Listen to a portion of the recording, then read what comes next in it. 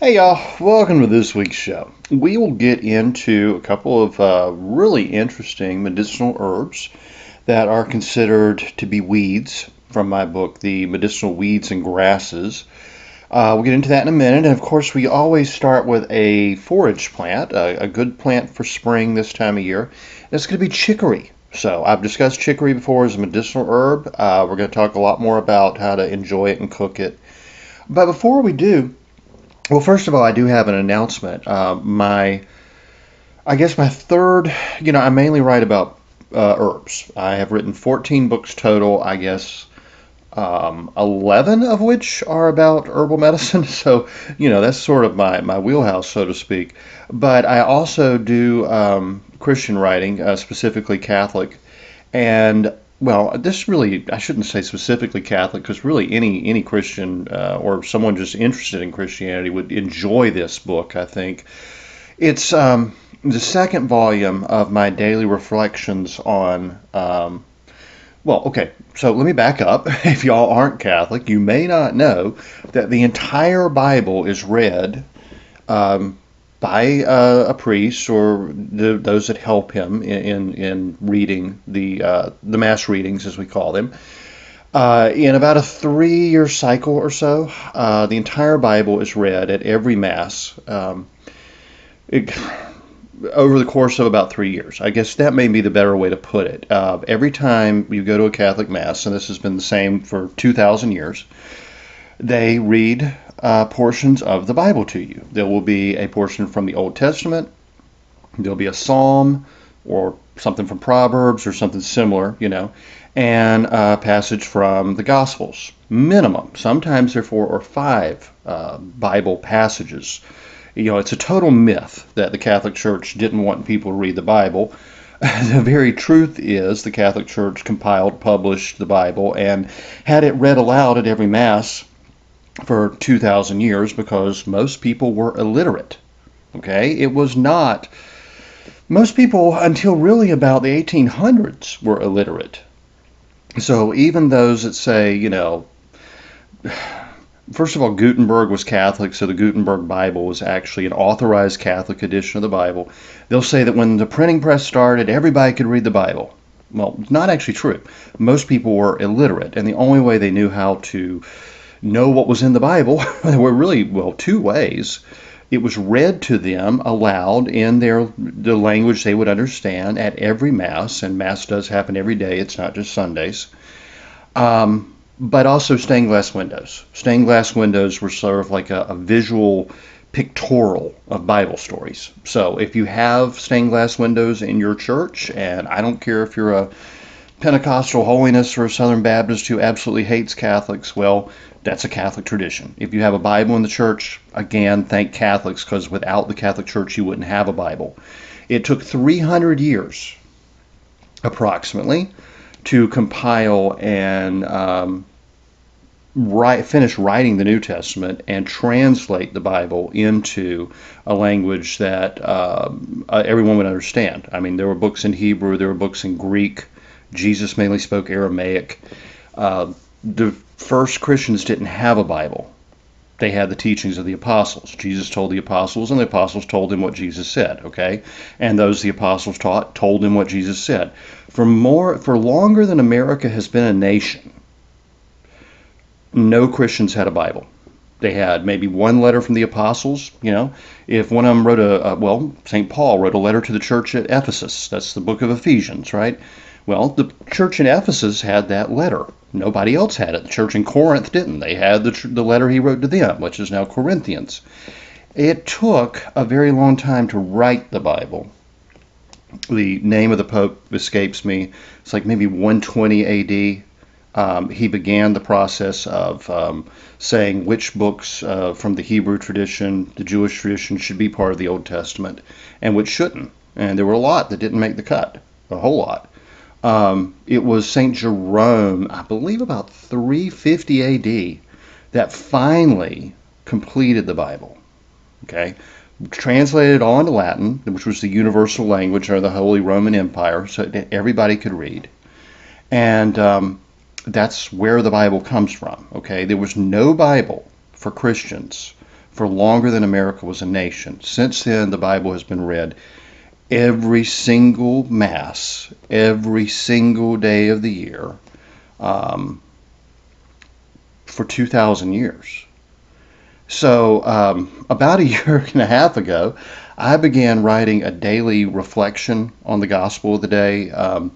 It's like a devotional. I grew up Protestant. We have devotionals. Devotionals take a passage of the Bible, and a minister someone will write their reflection on it, almost like a little sermon. And I thought, everybody needs this, and we have these daily Mass readings, so the entire Bible's read through on a cyclical basis. And the way it's set up is actually the Old Testament passages kind of explain the New Testament or vice versa. So you get really good insights. And I put out my first one of these for January through June of this year. It's been very well received. I have gotten so many amazing emails from people just saying what it's meant to them and, how it's, I don't want to brag, but people have really liked it, okay? And so I wanted to go ahead and do another one. And as of this past Wednesday, the new one's out. It's on Amazon, or as always, you can get it directly from me. It's daily reflections on the Gospels for July through December of 2024. And I think it's pretty darn good. I think it's good. And what I'm doing, you can buy it directly from me as a PDF for $9.99. If you want a hard copy, you have to go to Amazon. Sorry, I don't have an option other than Amazon for print on demand. $19.99 to get a hard copy. I only make a few bucks off of that, so don't think, Amazon's the one getting the money. But that's fine. I want people to have it in whatever the way they want. If you're interested, like I said, Catholic, non-Catholic, totally doesn't matter to me. I think if you're absolutely anti-Catholic, you hate Catholics and you're a Seventh-day Adventist or a Jehovah's Witness, you're still going to find something of value in this book. If you're Jewish, I talk a lot about Jewish history. If you're Muslim, there's probably a lot more we agree on than not. So, I would say, if you're Muslim or Buddhist or Hindu, you would probably get something of value out of this book. But let's say if you don't want to drop $10. I got it, whatever. That's how I make my living. I hope you'll buy my books. That's what enables me to do what I do and to give you free podcasts and all the free content I send out every week. I have a separate newsletter from my Southern Appalachian Herbs newsletter. It's Judson Carroll, Master Herbalist. It's free. You can sign up. You get, my podcast. You get weekly articles. If you haven't, it's on Substack. Go to Judson Carroll, Master Herbalist, or just Google Southern Appalachian Herbs. Totally free. Optional if you want to subscribe. I send you a lot of free books, and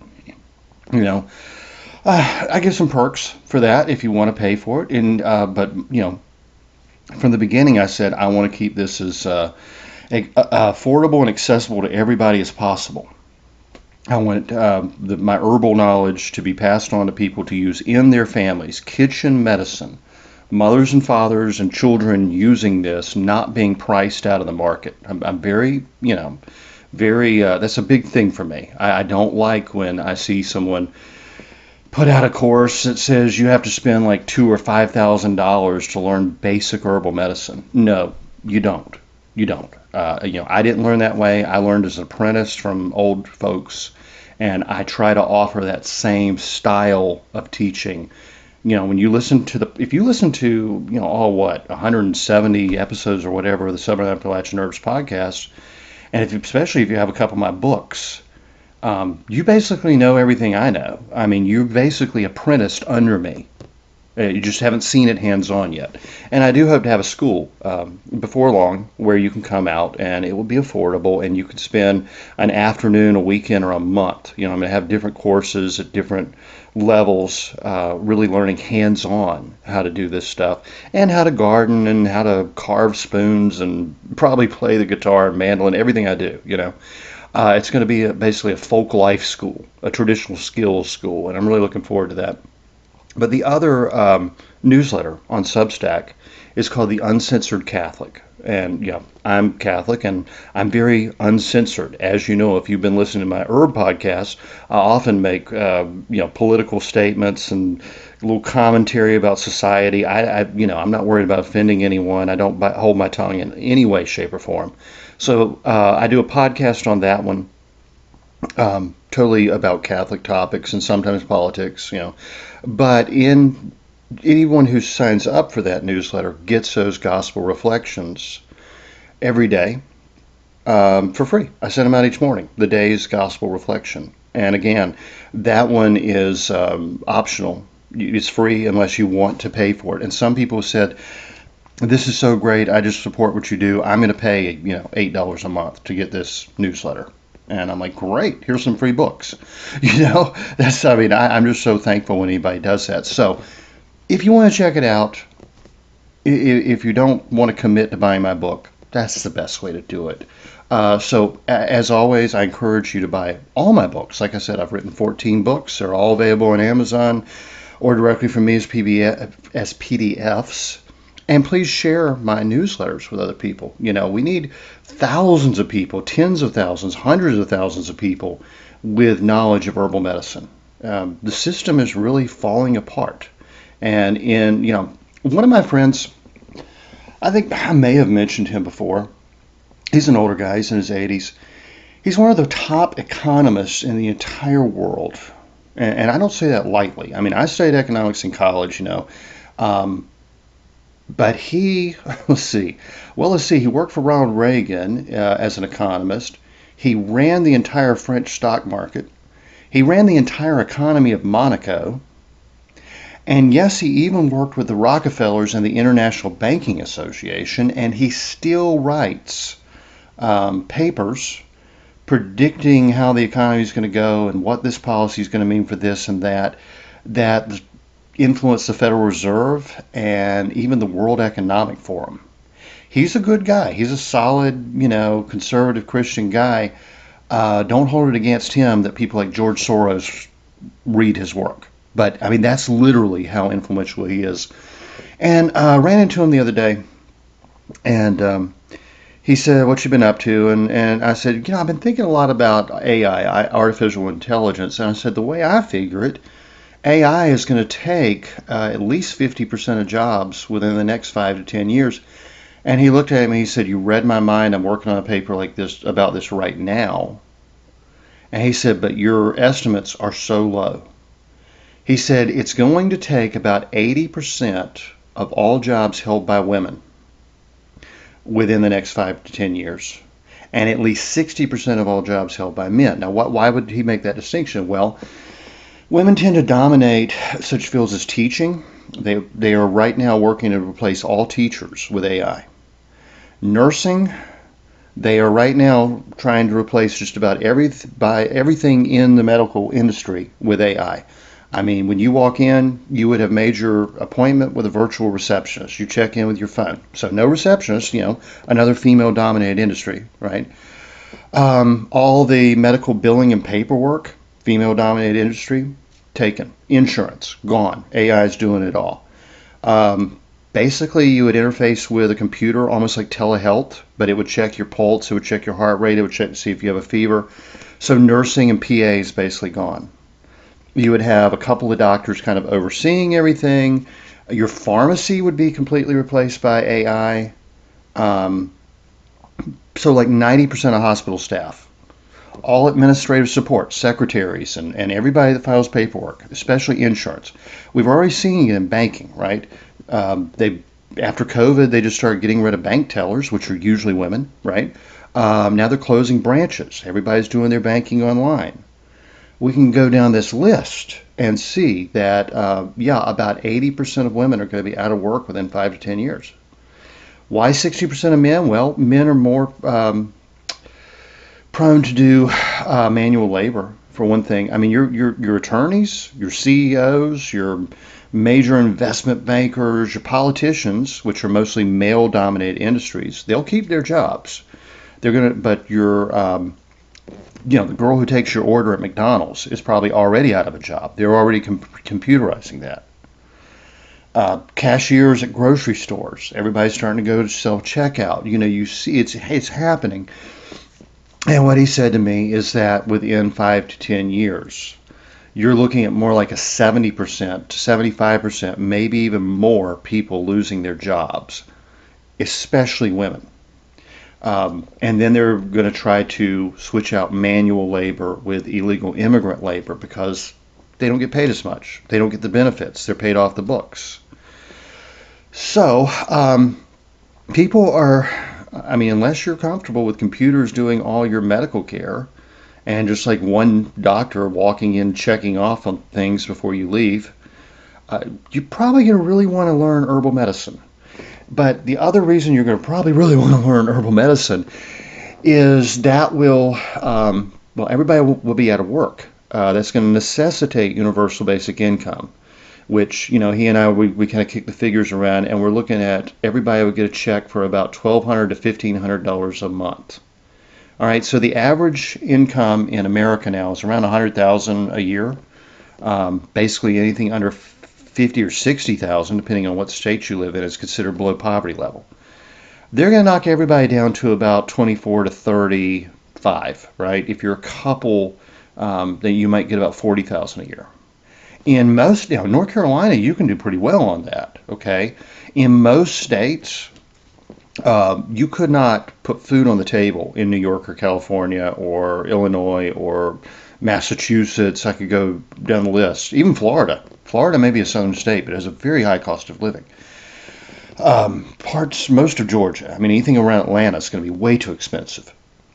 If you're out in, Dillard or Elberton, wonderful places, you could probably survive on that, but not around Atlanta or Athens, Buckhead, anything like that.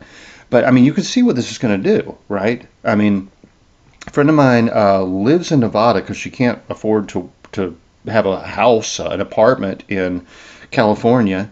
She's probably making a good 120 grand a year and is sharing a 1-bedroom apartment with a roommate. That's how high the cost of living is. Now, imagine she's out of work and she's knocked down to about, as an individual, maybe 30,000 a year. She's going to be on the streets. She's not going to have food to eat. So these homesteading skills are going to be more valuable than ever before. Imagine if the COVID lockdown never ended. You couldn't go to work. You're getting, $1,400, $1,200 a check in the mail every now and then, stimulus from the government, right? That's what we're looking at with AI. So more important than ever to learn these skills. And you may think I'm exaggerating, but I'm totally not. This is like the top economist, one of the top 10 guys in the entire world, told me I was underestimating. He said your estimates are too low and too long. In other words, there will be more job losses in a faster period. It could be 5 years from now. It could be 4 years from now. So I'm going to encourage you very much to share my free newsletter through Substack with everybody you know. Okay, if you haven't signed up, go to Substack, Judson Carroll Master Herbalist, Google Southern Appalachian Herbs. Look in the show notes for this podcast. You can find it one way or the other. Sign up. Like I said, it's free if you want. If you want to pay me a few bucks, it's, what do they call it? Buy me a cup of coffee, right? If you value what I do, please do so. It's what enables me to do it. But share it with every single person you know. I don't care if it's somebody you don't like. You don't want them to come knocking on your door asking for help someday, right? I mean, share it with all your friends, family, loved ones, enemies, co-workers. Share it. Let's get, 2 million people subscribing, even if they're free subscribers. It doesn't bother me, to my herbal newsletter. If you're interested in my Catholic writings, have them sign up for the Uncensored Catholic as well. But just share it. Get it out there. And, if you've got a little extra money, hey, buy a few extra copies of my books and give them as gifts to people. When the blank hits the fan, as we're always talking about, it may not be nuclear war. It may not be a grid down situation. All the things preppers prep for. It may just literally be a computer took your job. As my friend said, the computer doesn't have to be smarter than you. It just has to do one thing almost as well as you can do it, because it does it for free. It doesn't get a salary. It doesn't get benefits. There are no payroll taxes. So we're probably also going to see a major decrease in standard of living, not just from an economy that's cut in half basically overnight. I mean, people going from making 100, 120 to like 24 to 30, right? I mean, an economy that's cut by 2/3. And there's going to be huge waves of foreclosures. People will not be able to make their house payments. I mean, they've been pretty clear. They want to turn us all into renters. You own nothing and be happy. That's how it's going to happen, more than likely, unless there's another pandemic or a major solar storm, which is not beyond the realm of possibility. But when, one of the top guys that talks with, senators and congressmen and the Federal Reserve on a weekly basis is telling me, you have no idea what's about to happen. And I thought I had a pretty good idea. He's talking, almost like apocalyptic. So I'm not trying to freak you out. It's Pentecost Sunday. It's a wonderful day to celebrate, have a great meal, spend time with family.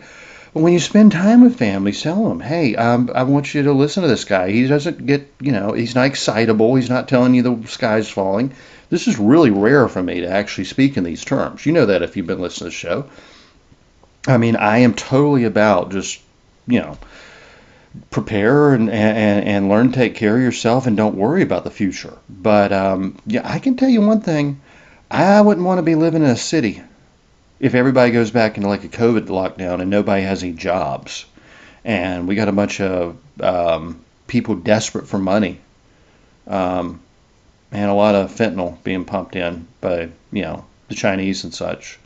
I wouldn't want to be in a city. I'd want to be out where I can have a little garden, go fishing, do a little hunting, keep some chickens in the backyard, grow some herbs for my own medicinal needs, which is what I do. And, it was 2008 when I started thinking along these ways of being self-sufficient. And that was because the Great Recession, as they call it, took my business. It took my job. And I was suddenly had to figure out how to live on very little money. A lot of people may end up having to figure that out pretty soon. And look, y'all, if the AI takes all our jobs, that college degree is not going to be worth a thing. And if you're sitting there with like $100,000 in college debt and you can't work, I'm telling you, you're going to be in bad shape. Maybe really time to rethink sending your kids to college. Learning a practical skill at like a community college, a technical school, would be a whole lot more valuable because, AI may be able to do a lot of things. It's not going to crawl under somebody's house and fix their pipes. There's not going to be an AI plumber, an AI electrician, small engine repair. AI is not going to fix your lawnmower, So it may really be time to start thinking along those lines. And if my friend Frank, I'm only going to say his first name because he's literally one of the most influential economists in the entire world. If he's right, you better really start preparing now. And I prioritize food and being able to take care of your medical care.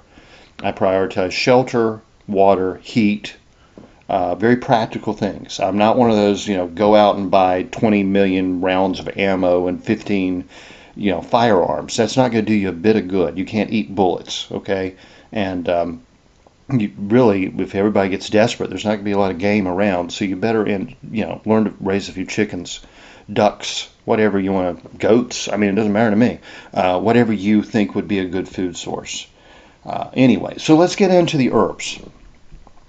And we will start with chicory. Well, you know what? Before I even get to the herbs, before I promised I was going to do one recipe about cheap, easy meal. This time of year, the lettuce is really coming in. It's going to get hot soon. It's going to start bolting, and you got to figure out a way to use lettuce, right? You don't want to waste it. And spring garden peas are really coming in. And I just I do this every now and then. I rediscover one of my favorite recipes. This is a very French way to cook peas. It's probably going to surprise you. Take your fresh garden peas and cook them with onions. It doesn't matter if it's white onions, purple onions, yellow onions. It could be chives. It could be shallots. It could be ramps if you had some. Green onions, scallions, whatever you want to call them. Any kind of allium, even garlic. Yeah, even garlic would be good, even if it's a little stronger. And lettuce. Yes, any kind of lettuce. Just chop it up in there with butter. Salt and pepper to taste. And I like a few sprigs of mint. I'm telling you, it's delicious. Now, I know this is going to freak you out if you're not used to eating cooked lettuce. Actually, I was talking with a friend of mine, a really great chef, and she'd never tried it. And she said, is it like the lettuce like on a hamburger? If it's been left warming too long, it gets mushy and nasty. I said, really, no, it's not. Actually, the lettuce almost like blanches in the butter, and it retains some crispness and it retains some sweetness, and it's actually really, really good. I mean, if you just had a cup or two of peas, you can throw a whole head of chopped lettuce in here. It's going to cook down.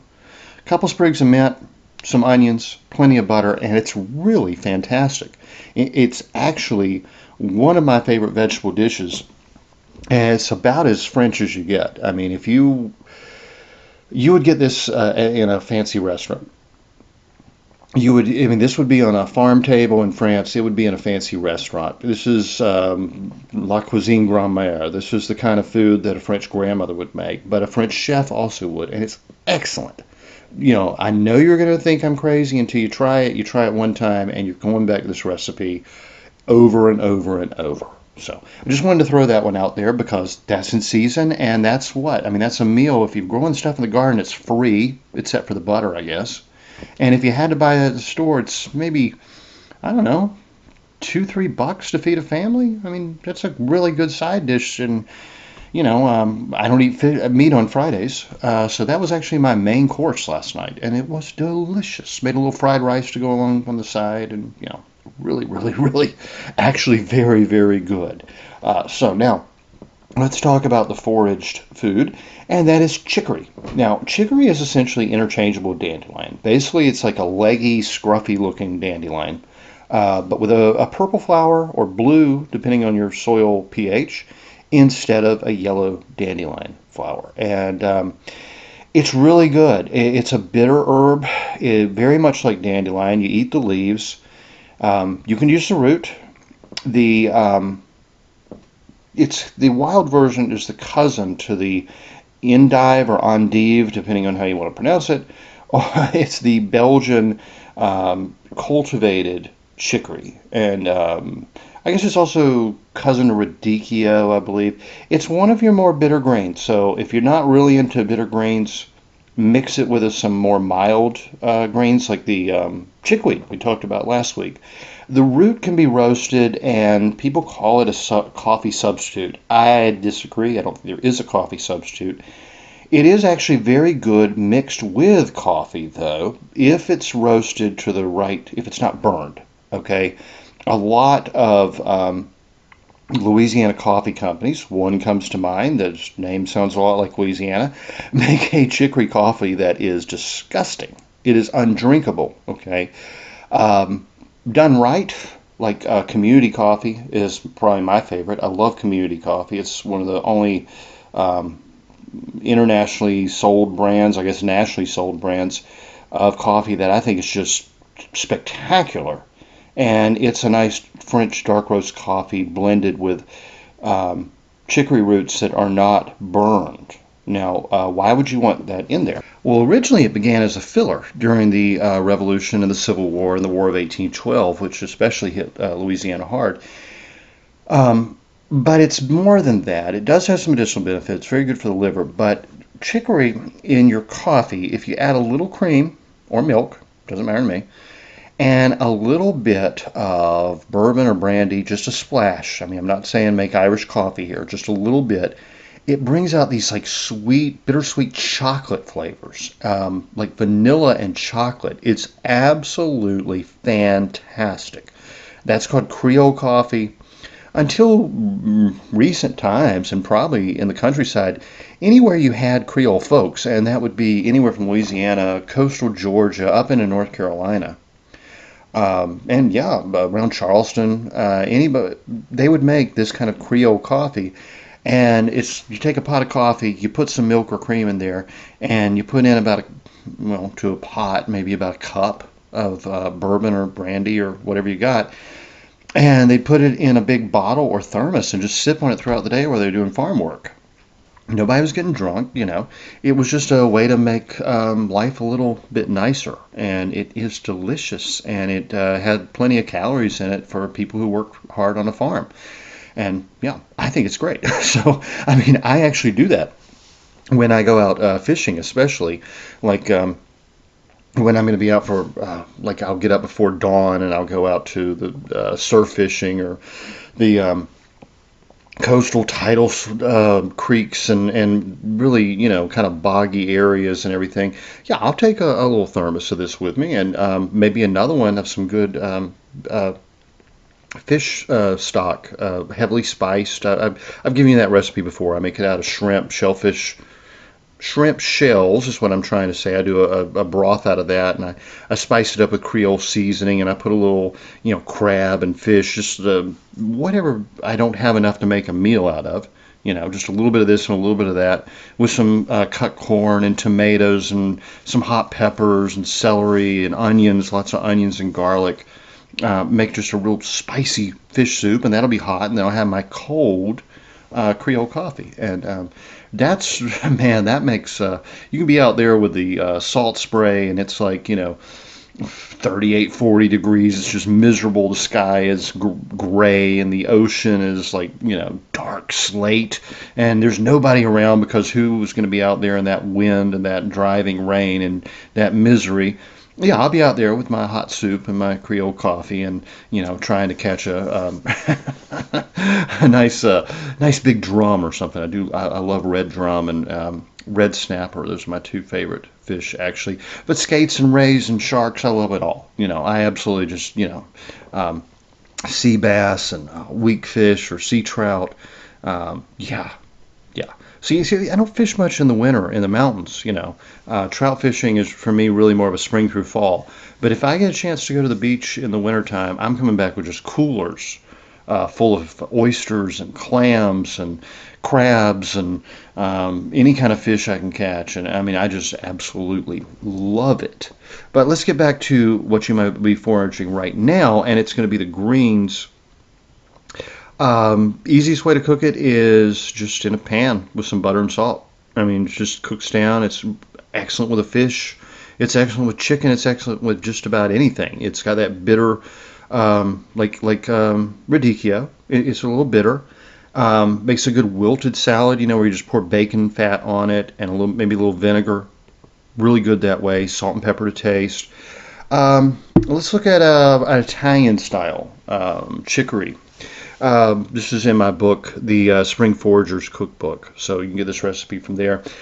Get whatever quantity of chicory, freshly picked you can come from. We call that a mess of greens. This actually goes back to ancient Latin, mesculum, and that's where we get a mess of greens. Or if you ever have a mesculum salad, it means mixed greens. So try to pick a mess of greens. That's a serving for at least one and probably more like four. All right, so you're going to have a quantity of freshly picked, maybe rinsed chicory, unless it's dusty and dirty. I don't wash wild vegetables. I just eat them as is. Some olive oil, a little crushed red pepper, cayenne, anything like that. Garlic, salt and pepper to taste. Some grated Parmesan or other good grating cheese. Asiago, Pecorino Romano, good stuff.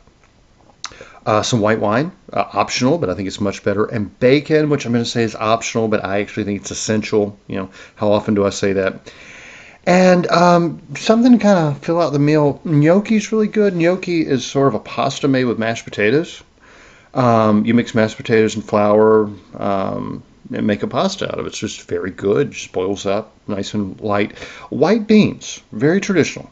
Probably I'm going to use the beans more than I would gnocchi. I very rarely make that for myself. Any kind of pasta would be fine, but it's more traditional to do than gnocchi. Beans and greens are sort of an Italian-American thing, often white beans with kale and pork. So that's actually kind of, I ate that a lot growing up. A lot of Italians in the mountains of North Carolina, came there for various reasons, and that's sort of traditional for me, actually, because white beans, some Italian sausage, maybe a little pork jowl, smoked especially, with kale and hot pepper. That was on the table a lot in friends and people I knew, their households. And in our own home, my mother liked the dish, and she'd make it with collard greens and white beans, and it's just really good. A little garlic, a little crushed red pepper. It's really good. So anyway. Let's you decide what you want to be the starchy filler in it. So very, very versatile dish. None of the ingredients, all of them are basically optional. If you didn't have chicory, you could use dandelion greens, etc. So wild cultivated, use kale, use collards, use mustard. Mustard's really good. Turnip greens even. So heat about a fourth cup of the oil in a pan until it shimmers. Now that's about medium high. Your stove is going to vary. Just when it shimmers, it's good. And it's kind of hard to describe until you've seen it, but you've seen it once, you know what I'm talking about. Add crushed red pepper and the peeled and sliced garlic, but only cook a bit. Do not let the garlic burn. When the garlic turns brown, it gets bitter. Don't burn your garlic. Little brown's okay? But be ready to toss in your greens, especially if they're washed and they're a little wet. That'll stop the garlic from cooking very quickly. So pop the greens in there, and they will pop and spit in the oil. So stand back and just let them cook until they're wilted down. Salt and pepper to taste. Cook until tender enough to eat. That's it. Literally, it's that simple. If you're using gnocchi, like I said, it's sort of like a potato and flour dumpling. Have them boiled and ready to go. You want to throw them in there already cooked, when the greens are wilted. And ditto when using the beans. They should be cooked and ready to go. I mean, obviously you don't want to put raw beans in there with your cooked greens. And whatever you do, I'm going to say top it with grated cheese. And bacon and sausage are just excellent. And I mean, if it's Italian sausage, I like the hot one. I make it myself. I'll give you the recipe for that sometime. But you could use country breakfast sausage. You could absolutely use some Polish, like kielbasa. You could use smoked sausage. You could use any sausage you want. Linguiça. I mean, you could use any kind of sausage you want. And it doesn't have to be pork sausage. If you're the kind of person that likes like turkey sausage or something, go for it. But I usually would, of course, use pork sausage. And you can use bacon fat instead of olive oil. And I do think, this is why I said the wine was optional. Pork is fatty, and I always think it helps to kind of cut that fattiness with a splash of acidity. So I would add a little white wine. And if you didn't like white wine, you could use a little vinegar. You could use a little lemon juice. And lemon juice is traditional and very, very good. Chicory, again, like dandelion, excellent liver herb. Very good for the liver. Now let's get into our medicinal herbs. for the week, and I think I'll do two. This is from my book, The Medicinal Weeds and Grasses of the American Southeast. As always, both the so-called weeds and the forage plants, which are generally also considered weeds. For some reason, our government likes to call chicory and dandelions weeds. Well, they're actually brought here by immigrants for food and medicine, and they grow everywhere. So don't just think because my book says of the American Southeast that it just means it's my region.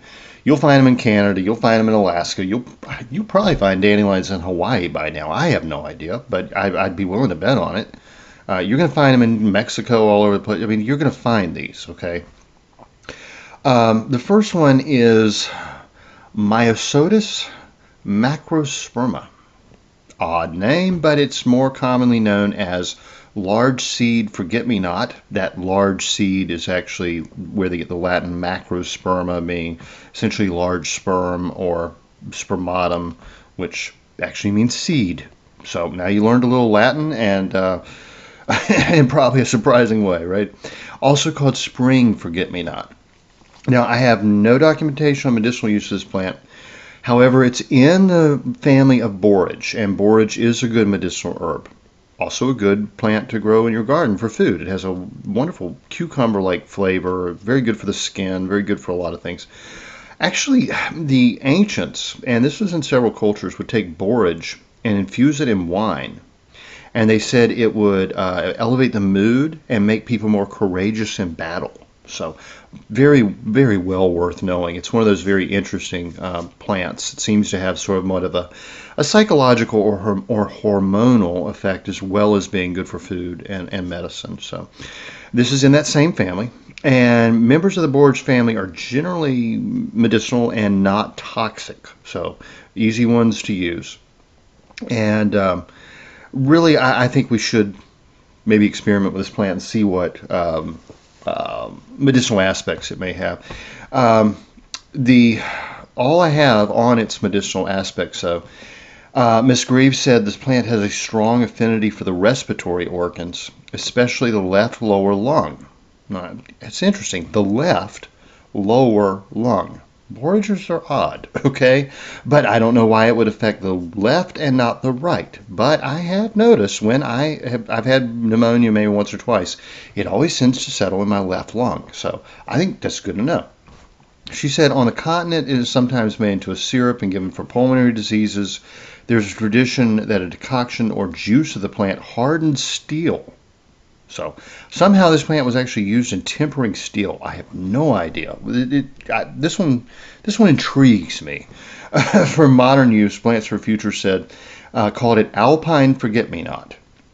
It said the whole plant is astringent and ophthalmic, meaning soothing to the eyes, essentially. Probably helped with eye inflammation, being astringent. Used as a lotion, it's an excellent remedy for many eye diseases.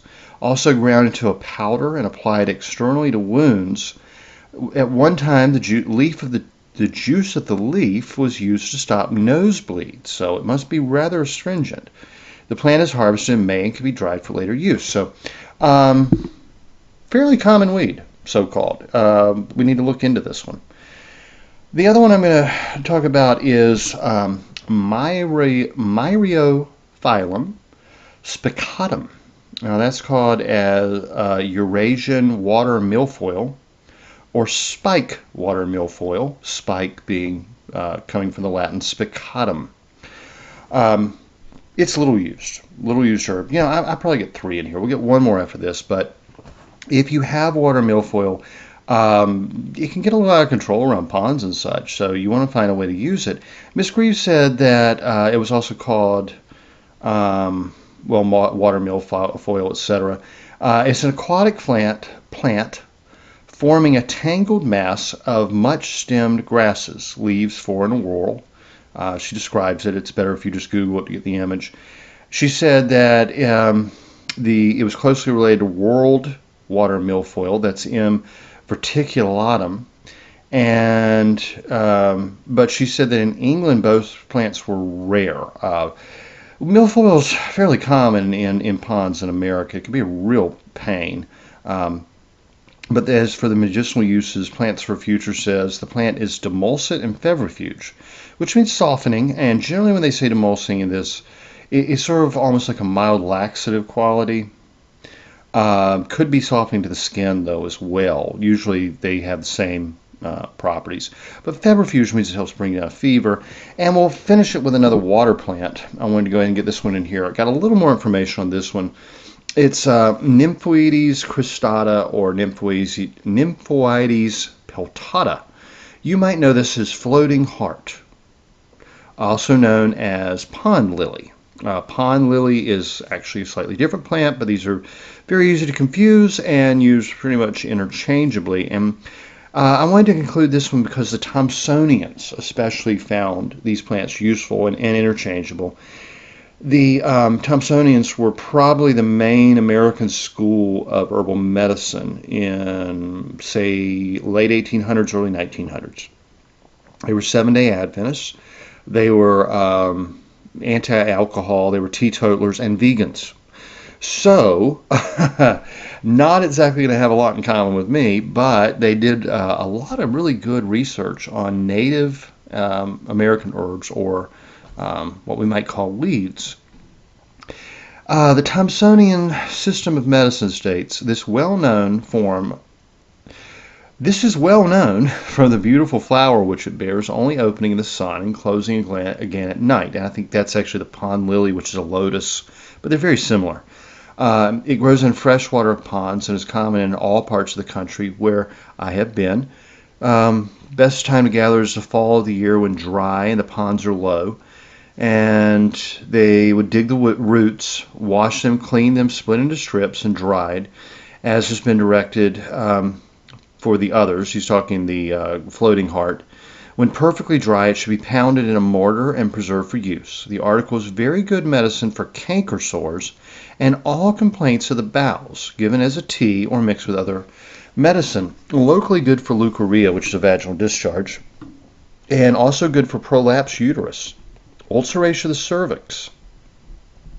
It forms a good wash for sore mouth and scrofulous sores, and is also used as a wash for purulent ophthalmia. Dose of a tincture is from 1/2 to 1 drachm. It doesn't mean much to us anymore. But so it was used for various issues from prolapsed uterus and vaginal issues to ophthalmia. So in more modern use, not used a lot anymore, in all honesty, but Plants for Future says it listed as water fringe, by the way, not floating heart, which is actually what I know it as. They said it was anthelmintic, diuretic, febrifuge, galactagogue, good for the skin. Good for intestinal parasites, good for fevers, good for removing excess fluids, diuretic, and increases mother's milk, and also good for the skin. So the fresh leaves are used as a treatment for periodic headaches. Now I found that very interesting. Fresh leaves used as a compress on the head for periodic headaches. The plant is diuretic, febrifuge, and refrigerant. It means it actually lowers body temperature. Always good to know. It is bruised and used for treatment of burns, fevers, ulcers, snake bites, and swellings. The plant contains rutin, but no details are known of the quality. So actually quite useful, and these are two water plants that people usually try to eradicate from their ponds, and of course they can get out of hand, but as I always say, it's better to know how to use your weeds than try to spray everything with Roundup. Obviously, you don't want to poison your pond to get rid of your weeds, or you can't eat the fish out of it, which is something that too many in North Carolina seem to have forgotten, especially around golf courses and farms and anywhere that a lot of chemicals are going to get into our waterways. We have, unfortunately, in far too many places in this state, very, very poor water quality. And it's because we have so many golf courses and we have so much industrial agriculture. When you've got the largest hog producer sitting right on the Cape Fear River with big giant confined animal feeding units. I mean, like, hundreds of thousands of pigs shoved into a tight little spot. They're not producing manure one might use for fertilizer, which we actually should be using. They produce so much toxic waste that it becomes a pollutant. And whether they admit it or not, every time there's a heavy rain, that's just going straight into the river, which millions of people use as drinking water. So, yeah, what are you going to do? Until the people of the state rise up and say, you know what, we don't want a giant Chinese-owned hog plant poisoning our water and making our our quality of life quite poor with its stench and all the illegals that work there and all the crime associated with it and the taxes that go up because of all the welfare programs and, the problems of the schools with the kids that don't speak English and the gangs that come in, the cartels with the drugs and the human trafficking. It's just going to get worse. So, literally until the people say, you know what, we want to keep a couple pigs in our backyard for our own use, or maybe sell one or two at market. We don't want to have the largest hog producer in the entire United States sitting on our main reservoir. It's just going to get worse. So, and that's another job AI is not going to take. You're not going to have AI cutting up pork and such, but we know who will take that job, and it's not good for anybody. It's not good for the immigrant, and it's not good for the town, the state, the county. It's a net loss for everybody, and yeah, what are you gonna do? It's almost slave labor, and slave labor is nothing new. It always benefits those at the top and really isn't very good for those at the bottom or the middle. You want to talk about people in the middle? Did you know that only about 5% or so of the Southerners actually owned any slaves at all? Most people who got caught up in that war had no interest in slavery whatsoever, and hundreds of thousands of people died in the Civil War. They weren't fighting for slavery. Maybe some at the top were. Yeah, what are you going to do? As long as we've got a few at the top that call the shots and everybody else at the bottom, and a shrinking middle class. The middle class in the 40s, 50s, 60s, 70s was quite, 80s, 90s was quite powerful in America. And it's been shrinking dramatically. And AI is going to be the end of the middle class. The end. So, anyway, y'all. I always finish my Catholic podcasts, the Uncensored Catholic podcast, with the words from St. Padre Pio. He was a priest in Italy. Really fascinating man. Yeah, you need to read about him. But he was a very serious priest and a very serious theologian, and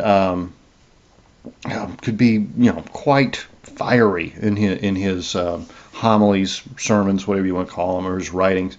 But his phrase, his motto was pray, hope, and don't worry. So we discussed a lot of serious topics in this show, I think in a lighthearted manner, but I want to leave it there. Pray, hope, and don't worry. You can also take the motto of St. Benedict, pray and work. And if you combine those two, pray, hope, and don't worry, with pray and work, you're going to be prepared for whatever's coming. No worries. Absolutely no worries.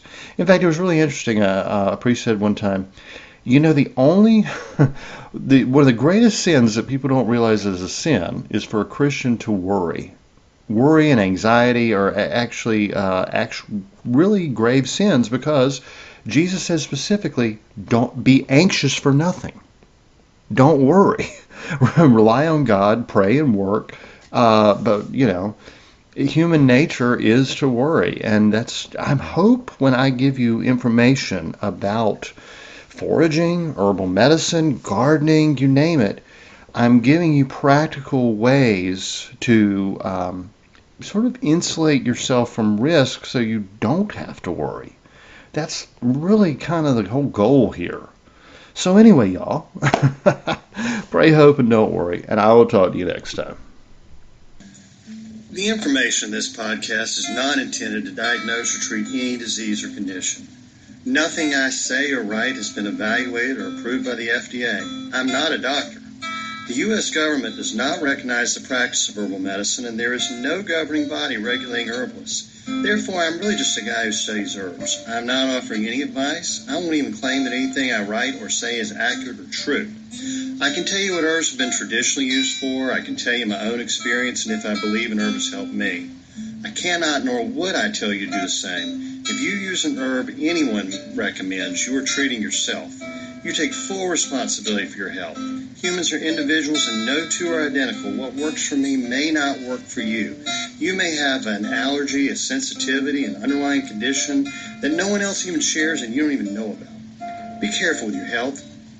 By continuing to listen to my podcast or read my blog, you agree to be responsible for yourself, for your own research, make your own choices, and not to blame me for anything ever.